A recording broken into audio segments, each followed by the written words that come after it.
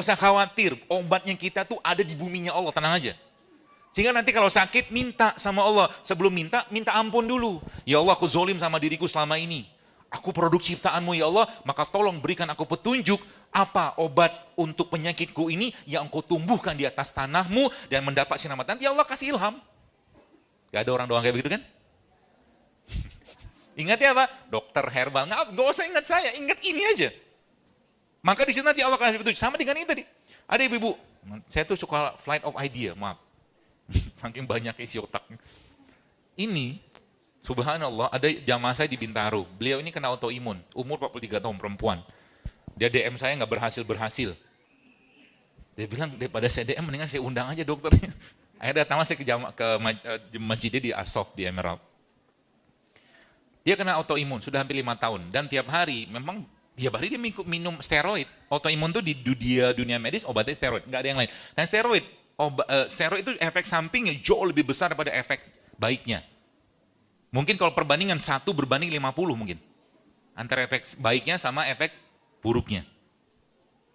Dan ingat baik-baik kata saya nih, lagi-lagi saya bukan menentang teknologi dan pengobatan saya, bukan. Tapi jangan over usage lah. Dikit-dikit obat, dikit-dikit obat. Ya, obat itu di mana? Di rempah itu semua obat. Ya, nah singkat cerita akhirnya apa? Singkat cerita akhirnya, subhanallah, saya saya ketemu dia lah dan dia konsul sama saya. Dia bilang, dok, saya begini. Dan 43 tahun sudah menopause loh. 43 tahun sudah menopause dan itu udah gara-gara obat tadi. Wajahnya, kayak rembulan. Karena steroid pasti bikin moon face. Apa yang saya sarankan sama dia? Saya juga kadang-kadang nggak tahu. Allah kasih ilham aja kadang-kadang. Insya Allah saya memang minta sama Allah, ya berikan aku petunjuk untuk bisa bantu orang dengan apa yang gini-gini aja. Jadi nggak ada spesial banget. Apa yang saya kasih ini? Suruh saya rendam dalam air panas, minumlah dia tiap hari, dan subhanallah, belum ada 3 bulan gitu kan. Dia mens kembali. Masya Allah kan? Kenapa? Kalau belum waktunya menopause, dia akan kembali, reverse. Tubuh kita tuh bisa reverse. Syaratnya apa? Kasih dia bahan baku yang tepat. Itu kata kuncinya. Bahan bakunya apa?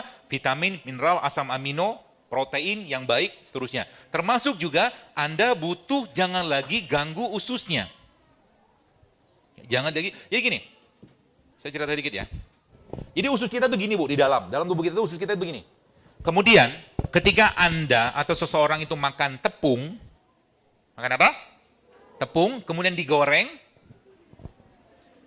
maka usus kita yang intak tadi itu, dia akan compromise. They call it compromise junction, compromise gut. Dia akan melebar. Lihat sebelah gambar sebelah itu. Apa yang terjadi? Yang terjadi adalah ini bloodstream ya, ini perut kita.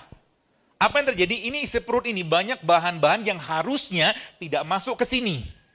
Tapi ketika kompromis, apa yang terjadi? Semua bahan di sini masuk sini dan itulah awal mula dari autoimun and kanker. Serem kan? Makanya saya bilang Ramadan nanti saran saya, Anda sudah mulai stop dengan 5 hal ini. Yang pertama, tepung tadi dan produk turunannya. Gorengan nggak dok? Enggak, bukan gorengan, tenang aja. Yang kedua, dairy product tadi. Yang ketiga, minyak. Minyak goreng yang pakai minyak sawit. Kenapa minyak sawit sama minyak kelapa beda? Beda. Minyak kelapa itu lemaknya jenuh, masih mending. Kalau minyak sawit, kalau digoreng berubah jadi lemak trans. Dan sebagian besar zaman sekarang, minyaknya minyak sawit. Makanya kalau Anda ngerti minyak sawit itu benar-benar tidak cocok untuk dikonsumsi kita. Karena banyak masalah di jantung kita sama pencernaan kita muncul dari minyak itu. Sudah 3 kan? 3 ya? Keempat apa? Gula pasir. Ya, gula pasir. Kelima apa? Nasi putih. Katanya mau sehat.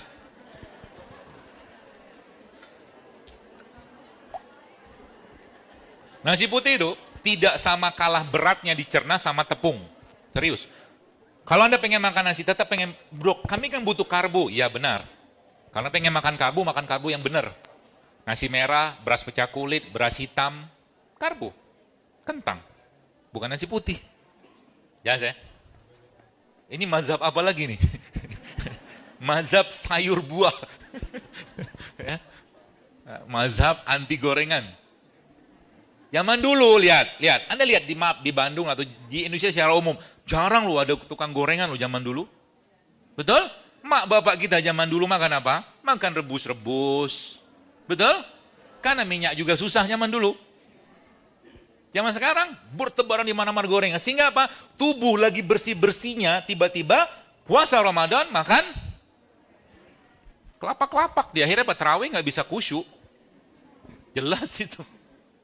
Ya. Itu 5 hal tadi. Kalau Anda mau Ramadan sehat, saran saya tinggalkan 5 hal tadi. Nah, kembali tadi ke ini. Terus Anda butuh enzim selama Ramadan. Kenapa? Beliau ini bosnya untuk mengkompromis lagi atau uncompromise atau mungkin dilekatkan lagi, dia butuh enzim. Itu sebabnya Nabi SAW mengajarkan kepada kita, mengajarkan apa? Nabi SAW mengajarkan, mana dia? Mengkonsumsi air yang paling baik enzimnya. Yang menggunakan konsep apa? Konsep difusi dan osmosis. Difusi itu apa? Difusi itu perpindahan larutan dari konsentrasi pekat ke konsentrasi yang lebih tidak pekat. Difusi osmosis gitu, masih ingat pelajaran biologi kan? Nah, bagaimana cara buat itu? Ini sederhana. Jadi, kalau Anda lihat teman sekalian, ada kurma mas? Kurma itu dari mana? Mana kurmanya? Jadi kalau misalkan semangka nih, ambil semangka. Semangka nih, semua bagian dia bagus. Semua bagiannya dia. Dari hijaunya, putihnya, merah sampai bijinya. Jadi kalau mau makan semangka, makan semuanya. Caranya gimana? Jangan reaktif dulu. Tolong. Anda potong semangka ini, cemplungin ke air. Anda mau makan kurma tuh bagus nggak bijinya? Bagus, tapi kan susah dimakan kan? Cemplungin aja ke air. Gitu ya. Maka apa yang terjadi? Anda makan semuanya beliau. Apakah dicontohkan Nabi? Ada Nabi contohkan. Nabi yang pernah saya baca sih ya, ada 2 tumbuhan, yaitu kurma sama kismis pernah beliau rendam dalam tempayan. Ya, apa tuh namanya, kulit itu loh, seperti itu. Ya. Termasuk ini, apa tuh namanya? Kulitnya semangka ini ada gelatinnya loh di sini. Maka saya bilang tadi, kalau Anda ngerti ini semua, Masya Allah, obat itu ada di mana? Di sini semua Bu, obatnya Bu. Ya. Dan ada satu lagi, asisten tolong. Kan sekarang heboh-heboh banget tuh probiotik. Jualan silakan aja, tapi probiotik itu dia butuh prebiotik. Sebab apa? Probiotik nggak bisa memperbaiki gen. Dia butuh prebiotik. Prebiotik dapat dari mana? Dari ini. Maka sayuran sebagian besar itu less atau zero kalori. Dia banyaknya serat. Dia prebiotik. Dan beberapa yang saya pelajari itu, subhanallah, orang-orang yang kanker sekalipun itu ternyata ketika mereka mengganti pola makan mereka dengan plant-based diet, kankernya bisa hilang loh. Nanti di YouTube, ada ibu-ibu orang Amerika, namanya Hannah Barbara. Dia tulis itu, I cure my cervical dysplasia, kanker cervix in 6 months. Dan itu waktu saya kagum, luar biasa. Kenapa? Di sini semua isinya. Dan salah satu yang dia pakai adalah salah satu ini. Dia bikin, bos sekalian, tuh kankernya udah stage 3 loh, sudah stadium 3.